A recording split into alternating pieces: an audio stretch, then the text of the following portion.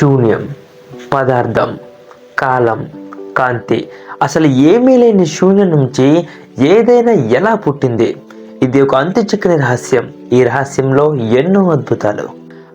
మన శరీరం కేవలం అంతరిక్ష ధూళి మాత్రమే. ఊహించుకుంటే అసలు పదార్థం అనేది ఉనికిలో ఉందా? ఉంటే దీనికి బీజం ఎక్కడి నుంచి పడింది?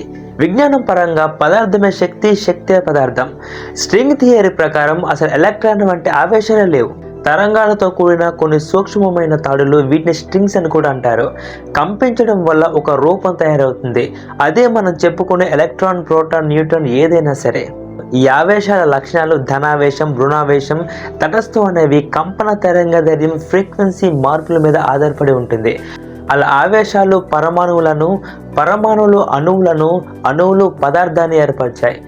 ఈ పదార్థ మూలం అనేది ఒక కంపనం, కానీ కంపనం అనేది ఒక శక్తి. ఒకసారి ఆలోచించండి, ఈ సృష్టి మొత్తం శక్తి రూపమే. కానీ కొన్ని థియరీస్ ఈ సృష్టి అనేది అబద్ధం, ఇది కేవలం కల్పితం మాత్రమే అని చెబుతున్నాయి. అందులో సిమ్యులేషన్ థియరీ ఒకటి. దీన్ని బట్టి మనం భ్రమను గుర్తించలేం, ఎందుకంటే మనం ఈ భ్రమతోనే తయారు చేయబడ్డాం కాబట్టి. మనం నిద్రపోతున్నప్పుడు మన ఆలోచనలతో ఎలాగైతే ఒక డ్రీమ్ని క్రియేట్ చేస్తామో, అలాగే ఒక తెలియని శక్తి అనేది ఈ సృష్టి అనే భ్రమను క్రియేట్ చేసింది అని మనం ప్రశ్నించవచ్చు.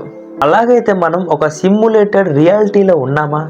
ఇప్పుడు మీరు చూసే వీడియో అనేది ఒక ఎలక్ట్రానిక్ సిమ్యులేషన్. నన్ను ఒక ఎలక్ట్రానిక్ డివైస్లో ఎలాగైతే మీరు చూస్తున్నారో, మీరు కూడా ఒక ఎలక్ట్రానిక్ డివైస్లో ఉన్నారా? నా ఉద్దేశం ప్రకారం ఈ సృష్టి అనే ప్రోగ్రాంలో కేవలం మనం వర్చువల్ క్యారెక్టర్స్ మాత్రమేనా? ఒకవేళ మన జీవితం అనేది ఒక సిమ్యులేటెడ్ అనుకుందాం, అయితే ఇంకో ప్రశ్న, దీన్ని మనకు నచ్చినట్లు మార్చుకోవచ్చా? సాఫ్ట్వేర్ ప్రోగ్రామింగ్లో కోడ్ మార్చితే ప్రోగ్రామ్ ఎలా మారుతుందో, అలాగే సిమ్యులేటెడ్ రియాలిటీలో కోడ్ మార్చడం వల్ల సృష్టిలో మార్పు వచ్చే అవకాశం ఉందా? అయితే ఎలా? ఇది తెలుసుకోవడానికి ముందు ఒక స్పష్టమైన అవగాహన ఉండాలి.